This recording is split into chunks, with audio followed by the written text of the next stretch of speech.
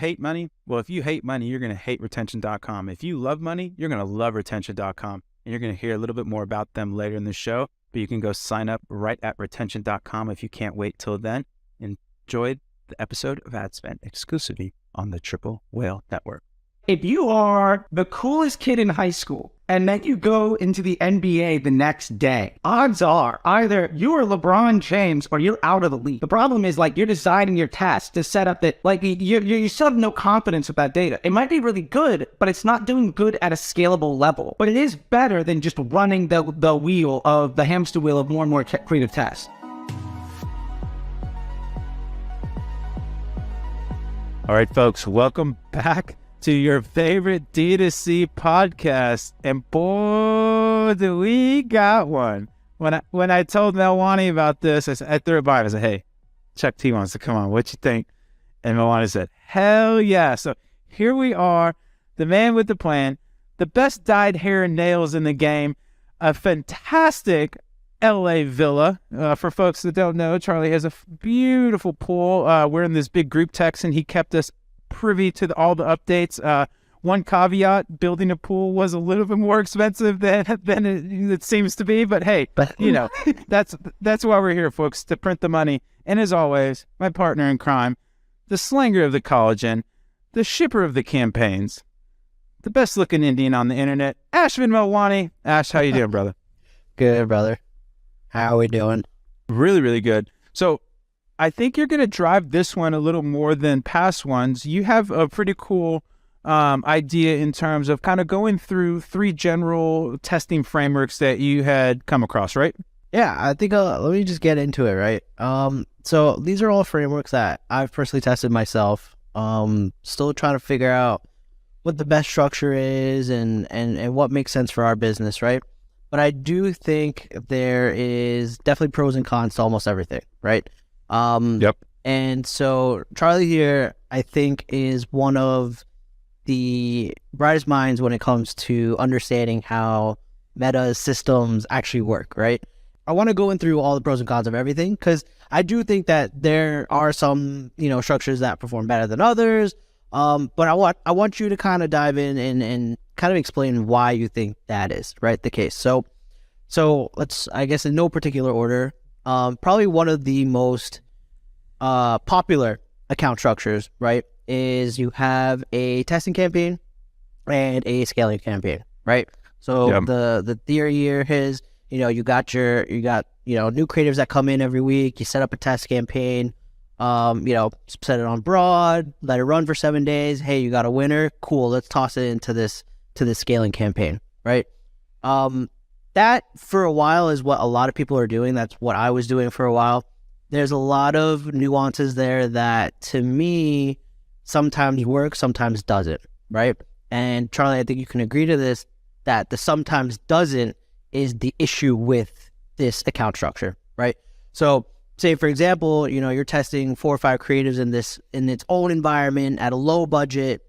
You move it into this big campaign and it's this, like, the big boys. Can this new ad compete with the big boys, or does it completely mess up the entire structure, right? So Charlie, take it from here. Give us the pros and cons. What do you feel about the structure?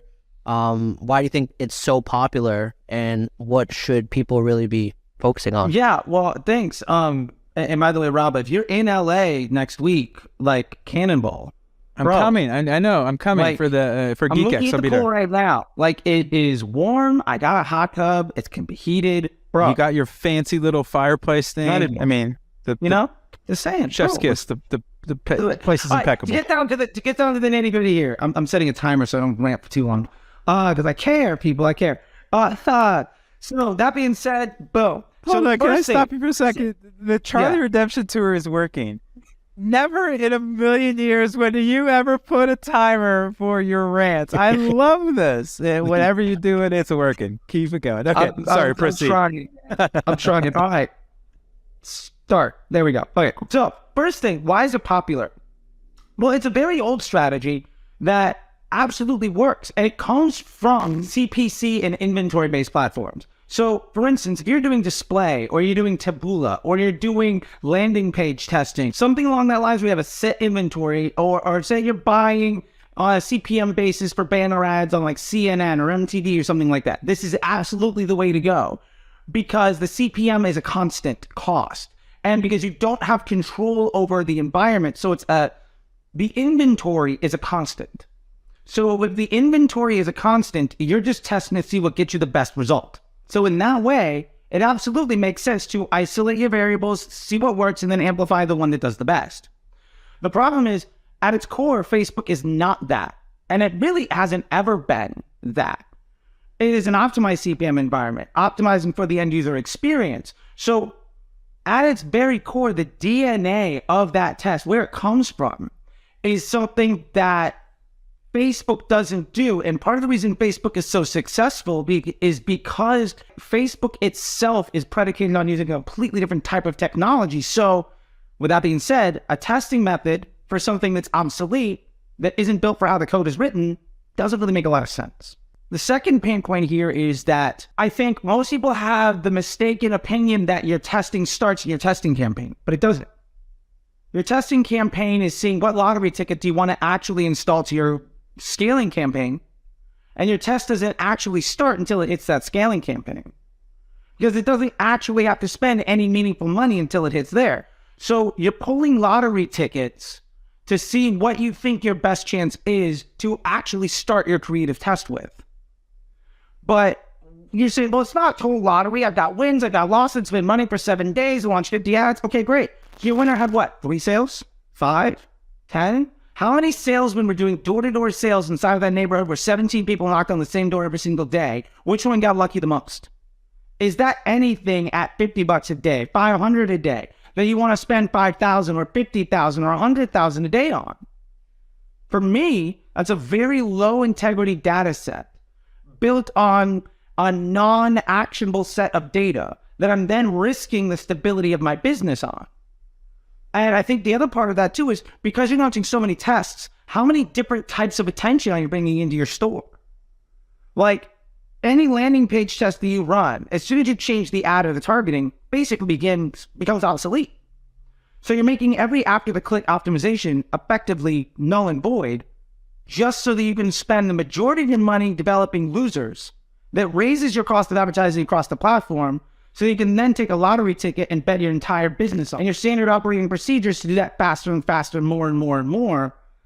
And I don't see anybody saying that also isn't saying things like, I'm having trouble scaling or Facebook is getting more expensive. And really, it's not that you're having trouble scaling and Facebook isn't getting more expensive. It's that you're creating more harm and reducing the quality of the relationship with the platform. So as a result, it's less effective for you, which on a surface makes complete sense as far as I see. Okay, so a lot of points there. When you're saying it's kind of like this lottery ticket where you're like, all right, I'm tossing up some ads, it's getting some sales, and it's like, okay, it's producing some, decent CPA, but why would you toss that into something where you've been running a ton of money and you're spending, 50, 100K on with the big boys, right?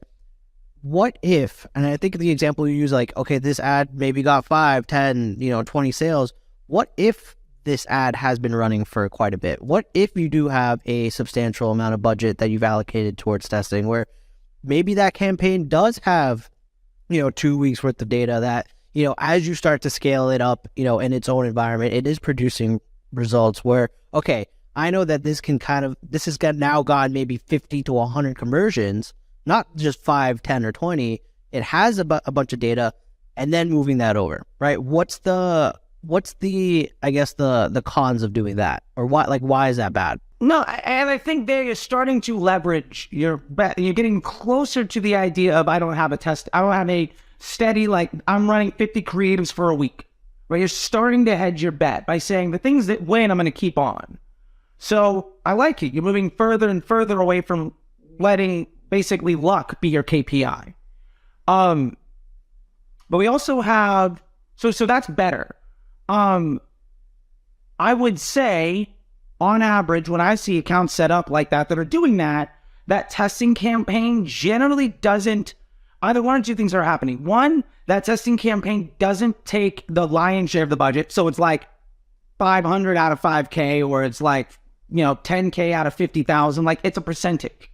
So even something that gets 75% of the pocket change and it's winning, that is no indication of what's going to happen when it gets access to 80%. If you are the coolest kid in high school and then you go into the NBA the next day, odds are either you are LeBron James or you're out of the league. The problem is, like, you're designing your test to set up that you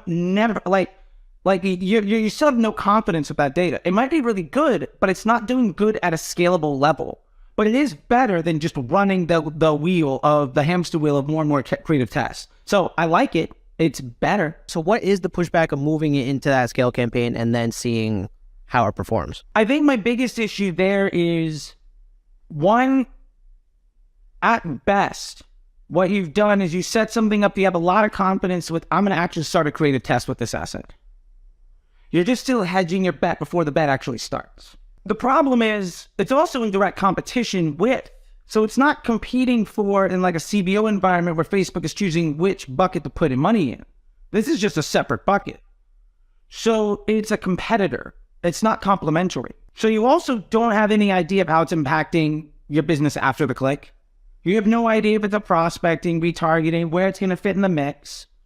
And you don't really have a good idea of how it's affecting your incremental results, off Facebook. So it's a much higher confidence way of testing things, but you're still sitting at a spot where I have no idea what this winner actually means to my business. And hey, look, probably, at least half the time or more, it's going to be good for you. And then at that point, my pushback is, well, great. So it took you 3 weeks to identify a winner that could have been a banger on day 3. Like, if it is that good, the opportunity cost is massive. So, I mean, if it's great, why not let it be great? And so if you wasted 90% of your budget to find something that's good and then takes you a month to get there, you could have had that success forever ago. And cash flow is king. You wasted 20, 30 days, then get something that then has to start and ultimately becomes a winner. That's a huge liability. The summary here is that instead of testing it separately and the hopes that you find this winner or whatever it is, that would have been proven if you were to directly test that against the big winners right off the bat. And if it was, you've cut down the timing that it needs to actually test something. And you've kind of like you just said, 3 weeks to get 50 to 100 conversions on a testing campaign versus let me just stick this in another ad set in a CBO that's scaled up to 10, 20K a day. And if it does get the spend and it is converting, I already know that it has the legs to compete at that level. That sounds like it's a cash flow and a time thing. And opportunity cost. Yeah, the opportunity cost. And I think the other thing that I didn't really mention there, but I feel like it's implied, but maybe it's not, because I have this conversation constantly in like consulting calls with people in the MBA program and just folks that book on my calendar. What if that ad has a bad CPA? Is that bad for you? The answer might be no. Like, I was just on a call with somebody earlier, like half an hour before this. These kids that are doing some great stuff, and like their bad ad gets all the spend, and as soon as they turn it off, their search volume goes down by like 20%, their email on take rate goes down by like 5 or 10. As soon as they turn that bad ad off, they lose a ton of money. Because Facebook shouldn't be your source of revenue. Facebook is a business model amplification device. You are buying attention. And your job as a business operator is to monetize that attention the most effective way. And if you are relying only on Facebook to do that, you are relying on one of the worst exchange rates possible as an investment banker. And very few people get rich buying really expensive money. So what you're saying then is the opportunity cost and the time to decision that naturally emanates from a testing campaign is not that valuable. It's much better to throw somebody in the fire. Can you go kill and get me conversions or what have you? And then from that, because I don't have a testing campaign per se, I'm also adhering to an axiom of simplification, where I just have this amazing campaign that I can just chuck these killers into, and then you either swim or die. And if you swim, here's more money, go buy a boat. Yeah, because you know 3 things to be true. Number 1, if it doesn't earn spend, it's not good. I don't care what you think about it. I don't care what your creative director said. I don't give a damn what anybody said about it. It doesn't earn spend. It doesn't meet your business partner's objectives. Yep. It's a liability to your relationship and buying attention, and then your business model of monetizing it. So it's net negative for you. To summarize that, right? To say that in layman's terms, this ad, these 4 new ads that I had my creative team put out, this and that, hooks, discovery, research, that ad against what I've been running for the last 2-3 weeks at 100K spend, this and that, does not compete against these 3. Why bother even tossing it in there? That's basically what you're saying. Yeah. When you do toss it in, it basically, Rob and I are fantasy football league. Someone use a fantasy football term. As a wide receiver, target share is earned. You get thrown the ball because you're good. Now, there's a bunch of things that can happen, but good wide receivers get thrown the ball roughly 25% of the time or more. Sorry for the sporty ball analogies if you're not in sports. So wide receiver is the person that lines up outside. They're usually tall and really good catchers, and they can run really fast. I was just going to push back and say that I think that you actually get targeted not because you're good, because the quarterback prefers to throw to you. A lot of times the quarterback prefers to throw to you. Why? Because you're good. So I think you have the causation inverted, because at the end of the day, Facebook is the quarterback.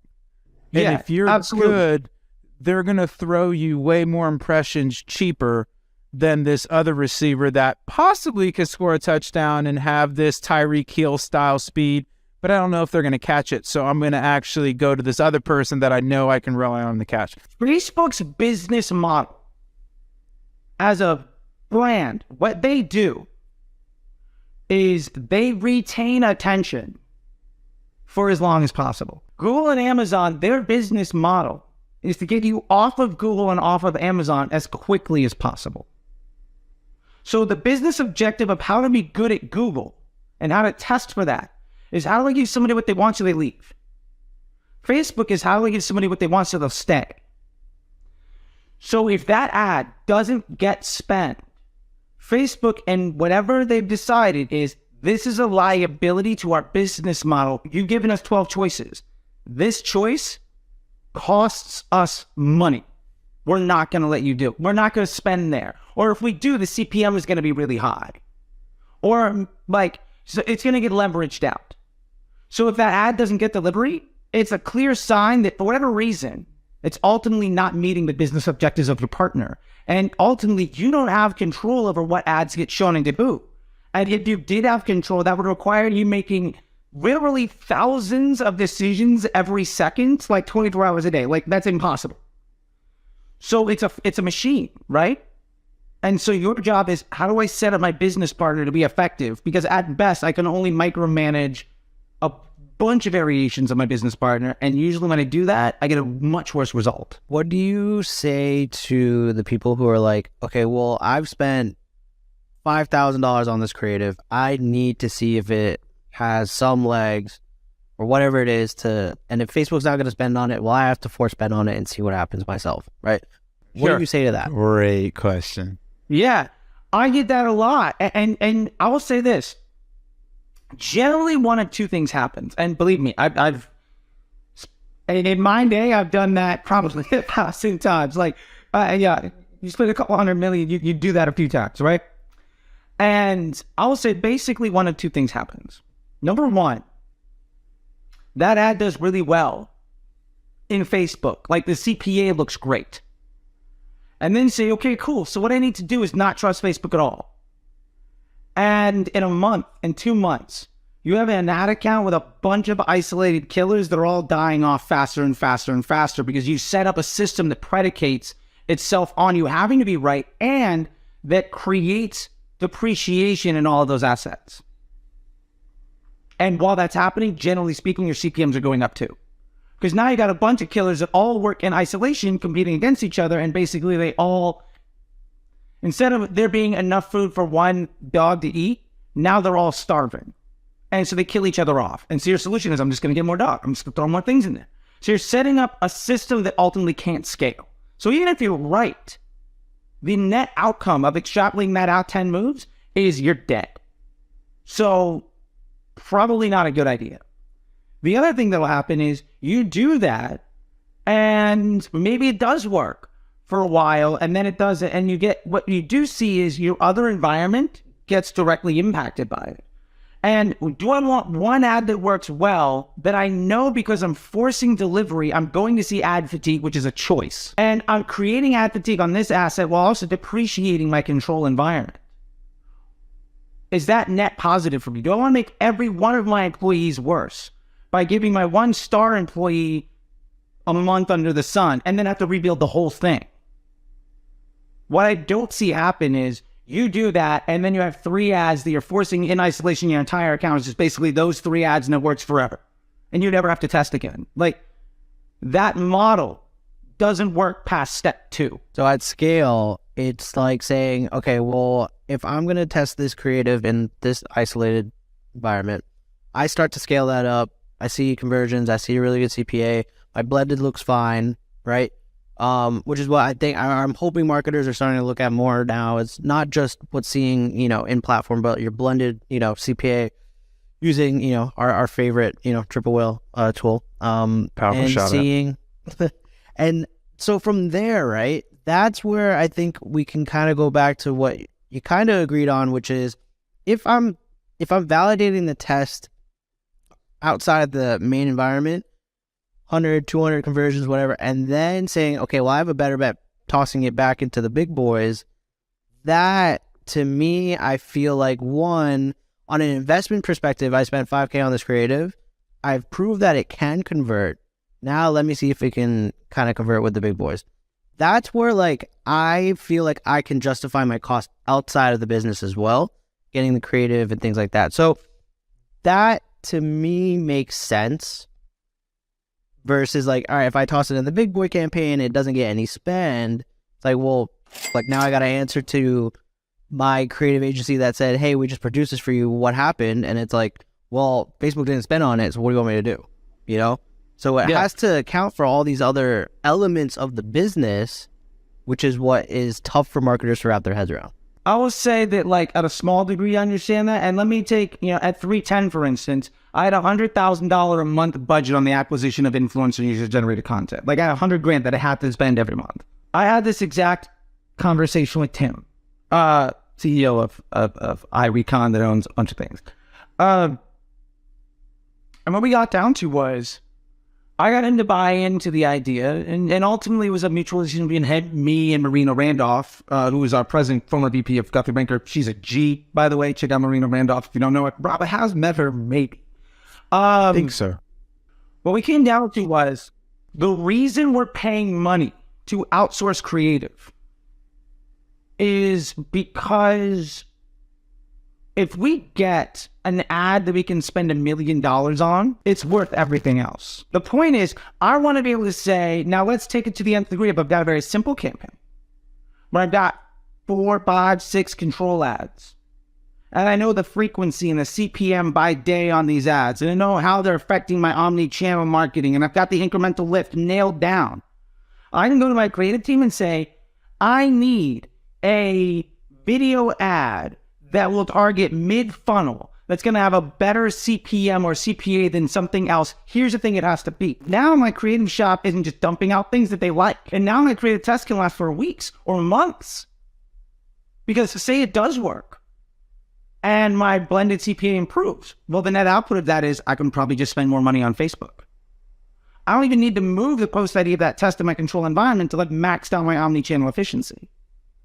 But now that creative team is being evaluated on their hit rate of taking the extraordinarily specific creative brief of the business objective that needs to be solved for. And they can deliver hits often enough to pay for themselves. And I mean, at Under Outfit, we had an ad that was quite literally from a photo shoot. I built it in the slideshow. I think Felix built it in the slideshow in Facebook's ad unit. Like just here's an ad, here's 5, 6 images, put it in a little video. That one ad spent like nearly $2 million. Retention.com isn't just sponsoring Adspend, and Retention.com isn't just there to help you grow your email funnels. They're also an amazing resource for marketers. Check out their podcasts, check out their YouTube channel, check out their resources, including the 5 fundamental marketing flows you need to grow. Get all of that at Retention.com. The link is in the description below. I want to interject here a little bit because I love both of the perspectives, but I don't know where you landed on this, Ash, but I think I might be trending more towards, and you're going to kill me, blasphemy, Charlie's side here, because for me, the situation you get into there is good money behind bad money. If they created an ad that is not performing, do you really want to spend $10,000 to validate that this ad does not perform or whatever percent of budget? And so I think for me, it's a little bit more what Charlie's saying is that you need to have the creative agency more aligned with what you want out of them. And there also needs to be, if $5,000 isn't a lot of money to that business, that's fine. But I'm more of the ilk of, because I've done this as well, where, RIP, the creative agency, but we were building ads in Canva that were destroying these high production ads. And so it got to a place of like, dude, we don't need to spend like $20,000 to run this ad account on creatives. Let's spend it more on ads, or let's throw events, or to Charlie's point, let's hire influencers. And so I love the example because I think it comes up a lot, but I think that it is, it can be a bit of a siren song of like, oh my gosh, I spent all this money on this ad. Like, can flip it into brand awareness, start smashing it across organic, start try and get some more mileage out of it. But just like there's a economic thingy to get nerdy, of sunk costs. Like that money spent, dog. You're pumping the tires on this car that doesn't have an engine. Like, is that really like, I think one of the jobs of media buyers or CMOs or marketing leaders is capital allocation. Maybe you took a bet in that you got the $5,000 done and it's an amazing video, but in your heart of hearts that like, this isn't a pro, this isn't it's not going to win. And so how can I get the maximum amount of value from this asset without having to put good money behind bad money? So that would be my only pushback to that thing. And again, I think where it gets really tricky is when this is the founder or a high up's brainchild, and you have to be very understanding of the politics of that, because it's very hard to call your baby ugly. And so what I would do is lay out the land of like, okay, cool, we spent X amount of dollars on here, you have me budgeted for Y amount of dollars. The signs of this video popping off compared to historicals are not great. Very rarely do you have this come from behind. Like, if anything, Facebook is not a come from behind story. Like, you win or you don't. And so then you get to a place of like, here's what's going on. But at the end of the day, it's their money. As long as you can show them, hey, this is the path you want to go down, and you want to go put a bucket of money and light it on fire, and you want me to report on that, that's totally fine. But that's probably what's going to happen. I think that's kind of the best case scenario you can get when you have a lot of vested interests in a certain creative doing well, because I've had that before, and it is, it's awkward where it's like, not to have the crass analogy, but you don't want to give lump sums of money to addicts. It is what it is. That money, that money is gone, dog. Like, that money's gone. No, and it makes total sense. Rabbi, I got a question for you, because I think Charlie, the theory and the strategy here makes complete sense. I'm on the same page, which is why I messaged you even this morning. I said, hey, I've been testing this. I have questions around it, but what your explanation makes total sense. Rabba, question for you now, right? Because what you said also kind of like, as a founder or operator who kind of understands this, right? But now you have a team sorry, we're moving away from like the tactics of like ad account structure, but say you have the team where like I have my video editor who's taking his time, editing videos, this and that, all for him to come back and say next week, like, hey, how did that one video perform? I was really looking forward to that and seeing what happens there. And I have to go and say, like, well, Facebook didn't spend anything on it. We got to move on to the next idea, right? And he's just like, well, what if it did work? What if we separated it out? What if we did this, right? How can I now, as like a manager, a person in that managerial role, now have this person understand that when it's technically not exactly their role as like a media buyer to understand why, but have them feel like, hey, their work is being valued, and two, like, we're not just like tossing their shit to the side and just moving on to the next thing, right? Absolutely love this question. I want to get your viewpoint too, Charlie, but this is super near and dear to my heart. One of the companies that was a client was an Australian public company, really big iPhone app. And the way we got around this was Gamify it. And so essentially you have your creatives, and every week we'd run a test. And to Charlie's point, we throw it into the mix and you try and dethrone the champion. If you don't dethrone the champion, it is what it is. You can get, we had, the way we ran it was essentially we would greenlight one core concept. The creative agency would give us 4 iterations of that core concept. And then we would run all those iterations. And then we would, you win or you didn't. And there wasn't any, oh, you didn't give me a fair shot or anything like that. We were, here's the amount of, and to be fair, Charlie, we did do a little bit of testing, but because there were certain variations of people we did want to draft into the big leagues. But that was it, where it's like, dude, you get X amount of shots to make it, and that's what you have to work with. So, I mean, the creative, I don't think will get too caught up in the too long didn't read is the systemization portrayed a feeling of fairness, where to your point, like, oh, my creatives were getting a shot. Did this beat the champion creative? And a lot of times it won't. But to Charlie's point, like, if you can get going back to the sports analogies, there's 5 person on a basketball team. If you can get an awesome like 3rd player, 4th player, even like a 5th player that are still contributing, but you still have your superstars there, that's a win. And so for me, that systemization of getting in that cadence of the creative of like, here's our core concept. You need to develop these core concepts. Give me 4 iterations. Let's run these 4 iterations against the champion.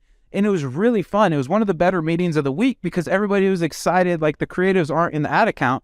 And as the media buyer, I got to do all this analysis and stuff. And so that was something that I found really helpful to alleviate not only the anxiety of the creative, but bringing a helpful structure around everything. And then it also gave you something to send to management or your boss, right? Like, here's the creative test we ran. Here's what our champion creatives are producing. Did we beat this week? No. And dude, I was there for almost 2 years. And I think like there was 4 times we were able to dethrone the champion out of, 50 tests, maybe 60 tests. So it's what I guess the too long didn't read. And I want to take like a meta level here, no pun intended, is that the best media buyers I know don't think of things in good or bad. They think of things in the scientific method.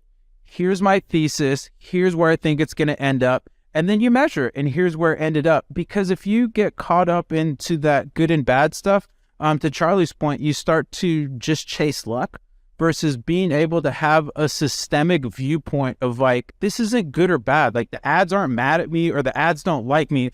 This is totally amoral. Yeah. It's just, is this the system I'm running? And is this system producing the results I want? Okay, this experiment did not. That's great. There's some learnings that I can integrate where, hey, I don't need to put males in my ads. They are absolutely not working. So now I have an even more tighter brief to then give to my creative of like, never use imagery of males. It's not working for us. It doesn't. And so that's what I would say is like, the more you can get into that systemization and the more you can shift your framing from successful or unsuccessful versus thesis verified or thesis nullified, I think that's just, and candidly, it's a better place to be in your head because you start to get, the ego starts chirping at you. Yeah. But that's kind of my little soapbox speech. Keep the emotion out of it. Yeah. I mean, but that's my take. Where are you at, Here's Charlie? what I've done, especially when we've had like the in-house, because it's the out-house, like, oh, you're unhappy with that? Cool. I'll just take my business elsewhere. Like, whatever. You're getting paid.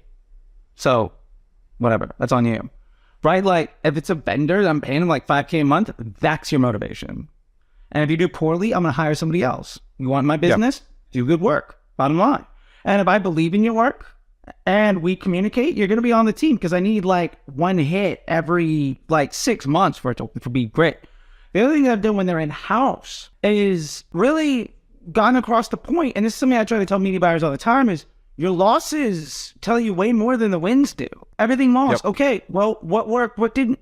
Right, and you set it up in a dynamic creative where now you're really leveraging machine learning. What works, what doesn't? And a good creative, in my opinion, a good creative director will look at dynamic creative as a tool to help them be better and better at their job. You can really start to analyze your work and get better and better at it. And one of the things that I did when I've had in-house teams is, and I've noticed this works if they have the right head on the shoulders of the person that's there, but I taught the creative director how to pull reports in Facebook. And I literally was like, these are the ads that are spending, these are the ones that aren't. Like, this is what's working, this is what isn't. And then we would have conversations of like, how can I work with you to dethrone, as Robert put it? Like, how do we work together to make that happen? Fun.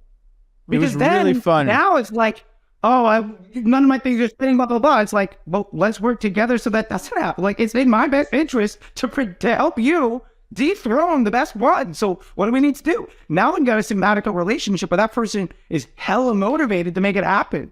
And to be fair, when that new ad comes in, that means we go from 25,000 to 30,000 a day or 60,000 to 85,000. Like, everybody feels that, you know, and to just kind of reiterate on that sunk money thing, just to give you an example, just in the worst sunk money situation. Hold on, I got to pause there. For people that are listening, Charlie had this very philosophical lean in. So this is going to be something interesting if you're not watching. If you do want to watch, you can go over to youtube.com/triplewhale. You see that YouTube plug, kids? That's what you call pro. Okay, go ahead, Charlie. So I'll give you an example of my biggest fail at making this call. It was a $100,000 call, and we lost another 175 on me chasing it. And I got written up badly by somebody who's like, I don't know what to, I paid a Kardashian $100,000 to shill the shake. I think we made 15K on it. And I chased that with another 100+ thousand. I think on 150, 175K. So we were out almost 300,000, more or less like 250 after the profit. I mean, hey, this is a business. I went in there, they were doing about 18. I left about 20 months later, they're doing 95. But still, $250,000 is a lot. Yeah. And like, that's where I learned that lesson of like, you just can't, you just never know. Yeah, force it. And the worst thing ever, the thing that was just the knife in the chest, the best ad we had running at that time was a stupid picture that the receptionist took in the kitchen making a shake with an iPhone. And it was like an iPhone 6.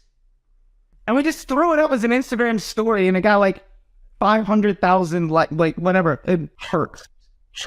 We used to, like when I was at that agency, we had some pretty big spenders, and we had this like lead generation, essentially like an insurance, like wealth management kind of company or whatever, did absolute numbers. We were spending $1 million a month, like real money. The weird thing was though, they would they had to link it to their kind of lead flow, and we would have to cut off ads all the time because like either budget. Anyways, too long didn't read. We had like every single big gun, super fancy creative agency, and this stupid fucking picture. It was literally that cheesy picture of the company people in front of like the branch office. Oh yeah, I remember this one. Never dethroned it, dude, and it was the bane of my existence because I was like, this is so terrible, and it was just the amount spent behind it and the social proof. Anytime you gave that any sort of like spend again, it would just crush everything else. And that was one of the most frustrating things ever, because everything in my being was like, this is the worst ad ever. Like the copy was terrible, headline was just absolutely slayed. So kind of to your point, Ash, of getting that was a very good learning for me to not become emotional, because I was like, it was almost like the basketball player that you hate or something that just win. You don't get it, and they would just every time beat anything that you threw at it. It's like Dennis Rodman back when he was in Texas. Oh, dude, it was so frustrating. It was so frustrating. And so, I mean, for me, the too long didn't read. It was just like, never be attached or have dogmas, because the weird can win. And you as a media buyer or as a founder, you have two choices. Do you want to be right or do you want to make money? Yep. That's it. Right. You want to be right? That's cool. Give me another $10,000 to test behind this beautiful high production ad.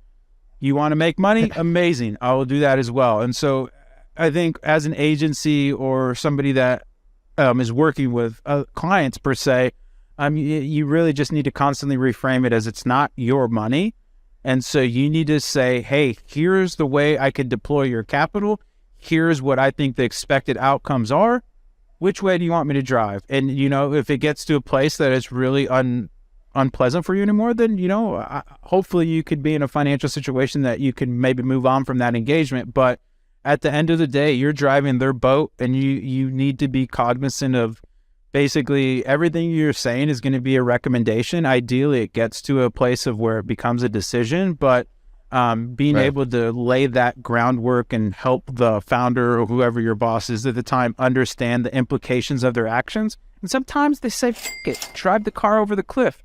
It is what it is. But I think that's something that also helped me out a lot running agency life, was understanding personalities and just being like, hey, man, we'll run whatever strategy you want. But at the same time, that's why you're giving me the money, is to come up with this strategy. So anyways, a little ranty there, but man, this has been a great talk. Products have different personas, right? So there's you're gonna have one. So let's take our collagen burn, for example, right? You have the weight loss audience and you have this beauty audience, right?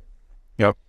Do you, Charlie, go at this product from two different sides, and does that become two entirely different funnels? That for one product, do you create two different funnels? Or are you trying to find which aspect to hit that has the best efficiency? And so you're kind of putting up, ads that kind of hit both or target different personas against the same test against your winners. Or if you're like, okay, I know there's two separate audiences for that, I'm going to treat them completely separate. I don't know if that made sense. No, it totally makes sense. I would look at this in two ways. And the first thing I'm going to do is a PSM analysis on those audiences. I want to know, that beauty buyer, do they behave the same as the weight loss buyer? Or right? Do they behave the same? Do they have the same second purchase rate, LTV, CPA? Do the unit economics of that type of buyer match? And if so, then yes, it's one business objective, one campaign. If the unit economics of that attention are different, then I will separate them out with different business objectives. And ultimately, one of them is probably going to be better for me. And to be fair, like, under outfit, like, I know that a woman under the age of 35 that buys a bra, she's going to come in and buy one. Then she's probably going to come back and buy three, get one free, and then trickle in on a new one every few months and drop a color. I don't want to know the age of 55 is just going to buy three, get one free every 4 to 6 months. She's more expensive, same product. The LTV on the older woman, much better.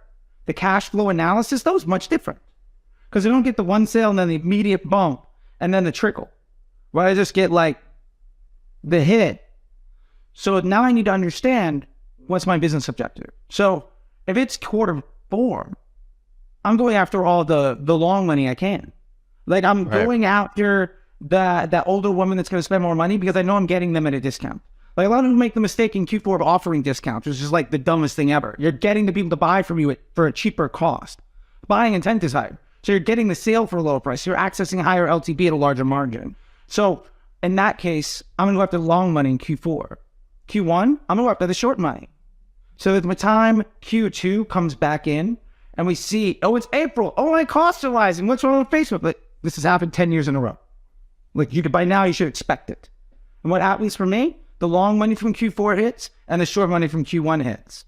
And so now Q2 and Q3 is all CRM. And I can work on my business model. What can I do better as a business? So that when Q3 and Q4 hits again, I can vault even higher. I've done it a few times, and I'm now like 5 businesses in, just making 8, 9-figure businesses for an exit, and I'm about to do my 6th in like the last 5 years. Like, there's a pattern. There's other ways of doing it. Some people might go retail. again, congratulations on the big contract, right? But like if you have different unit economics for customer journeys, I want to identify those unit economics and then understand which one best meets my business needs as far as cash flow and inventory management are concerned. Makes sense. So because there's a lot of talk around creative like ideology where it's like, all right, well, I'm going to have a hook for this or a hook for that, right? So like, say for example, again, using collagen as an example, the hair aspect of it versus like the skin aspect of it, right? Sure, there's overlap between those two customers, but if somebody really cares about their hair situation versus their skin situation, are you going to kind of put those against each other and see what kind of comes out at the end? Or because they're kind of two separate audiences, are you going to separate that out? Is a hair customer worth the same as a skin? And the honest truth is, maybe a hair customer has a lower CPA and the LTV is terrible. Well, I'm going to make the decision. I'm basically never going to buy that person. Right. Because ultimately, too, like, what am I spending? 50K a day? 100K a day? Do I need to focus on a different type of buyer? Probably not. So, am I going to cost, if I can make a nickel or I can make a quarter, I can make a profit on the nickel, but it costs me 20 cents to do it. Maybe the hair buyer, I lose 20 cents of opportunity cost every time I buy that customer. And it hurts my inventory because now I got to stock two different types of things. My supply center, my pack and ship, my bundle offers, I got to now test two completely different email flows, two completely different like landing page tests. I got to do different types of customer service. Like the post-purchase costs aren't double. They're like triple or quadruple because of the complexity. At the end of the day, I'm making my business way more difficult so that I can make less money. And I have to work harder to do it, which objectively makes no sense. So like, well, what if you just started, right? What if you don't have that LTV data? Like, what do you want brands to do? I mean, you do have LTV. If your LTV is one purchase, that's your LTV. And that data will evolve as you get more sales. Right. But if you've been at it for 30 days, your LTV purchase is one sale. What can you do to get a second purchase? Then shift your business order to get you the best second purchase rate. So you're reducing your cost per acquisition, including the blended, and then your business model evolves. Right? You're still testing. You're still going to test everything until you can figure out what happens month 3, month 6. Sure. Yeah. And then if my business needs change, I will change that up. Like I said, Q1 is short money. Q4 is long money. Q2, Q3, I'm letting the CRM come in and I'm going to improve the business model. And if I can continue that flywheel, for the last 5-6 years, I've been doing that. And the net result is exponential growth. I mean, Under Alpha went from 50K a month to $1 million a week. 310 Nutrition went from 18 million to 95. And we're talking like less than 2 years to make that happen. That has happened over and over again. So like, as far as I'm concerned, it's not the only way, but that way is the way that makes Facebook an hour a week and means that everybody can kind of work part-time on the front end of the business because it means they're spending the most of their time on what actually makes money. And to be fair, if you need Facebook to work to be in business, you don't have a good business. Love it. Heat. It's a good place to end it. What a good look is this dropping mics. I love this kid. Unbelievable. I did not. Charlie, tell me not only about your amazing hair and nails, but how do I get a Chuck T MBA? Where do I go to from there? How do I follow you? This time is yours, my friend. Plug away. I got Disruptor School, obviously, which is a great community and people can learn in there. And my flagship thing is the Facebook Ads MBA program. It's not just like a course or a community or some pre-recorded thing by somebody that doesn't do the work telling you what works for their team off the things they saw on Twitter 2 years ago. This is like, what does it take? If you were to hire me on your team, how do I make myself not necessary in 9 to 12 weeks? I've standardized that into a thing that has lifetime access with, support and perpetuity with weekly classes and a community. That's it. mba.facebookdisruptor.com. You can check that thing out. And disruptorschool.com. You can go to enroll in Disruptor School and just bypass all the nonsense. But at the end of the day, I got an inch deep, mile wide. That's Disruptor School. If you want to be like, man, I wish I could just hire Charlie and there'll be everything I need for the next 3 months, that is MBA program. Facebook Ads MBA program, Google it. It should come up. If it doesn't show up, then clearly I'm not good at my job at digital marketing. And like, that was probably the single highest payback investment. What I will make is I will tell you this. You're going to get the standard operating procedures and the support to take you to what you need to be successful. What you're not going to learn is how to be great at everything. Because I'm not like some mid-20, late 20-year-old kid that's going to promise you how to be good at every single platform and copywriting and everything else and charge you $12K to do it and all this other nonsense when I haven't even had to deal with the problem inside of a thing called a bull bear market. Like, I've done this over and over again. I've been doing it for like a decade. Over $1 billion in revenue driven. How do I make myself so you don't even need me? That's the Facebook Ads MBA program. Boom. There we go, folks. Go get you some knowledge.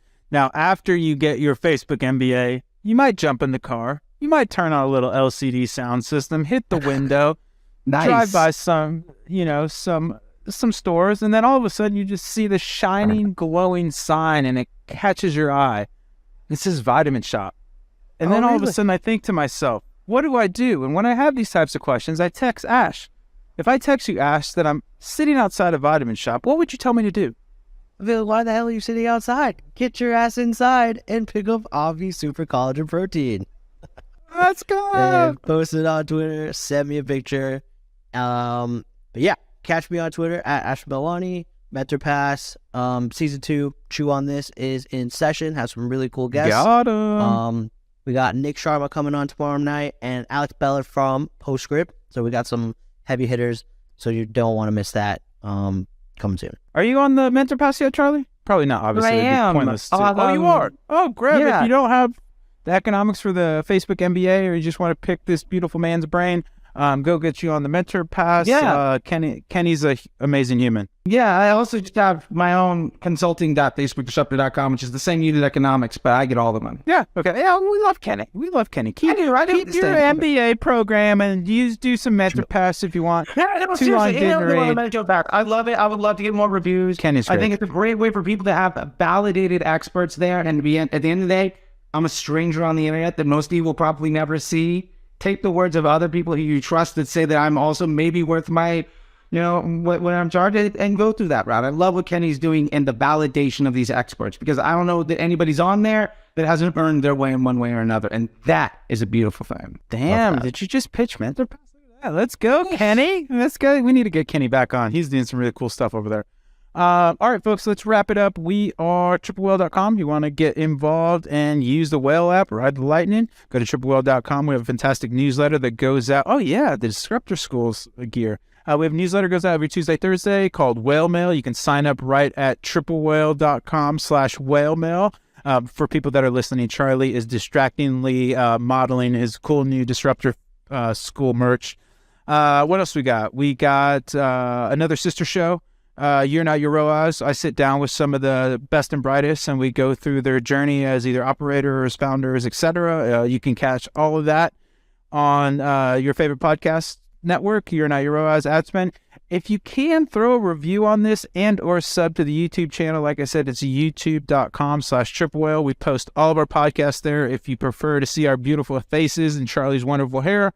The last thing, merch giveaway. What's the safe word, Charlie, for this episode? Oh, the safe word for this episode? Let's say it's pine. Didn't we get that already? There's too many swingers that come on this show. We've already used pineapple. Look, let's, we don't have to use pineapple. Call it the brown acid. Let's go with that. Give me one more swing. I can't be promoting the Huron here. Come on. Give me one more.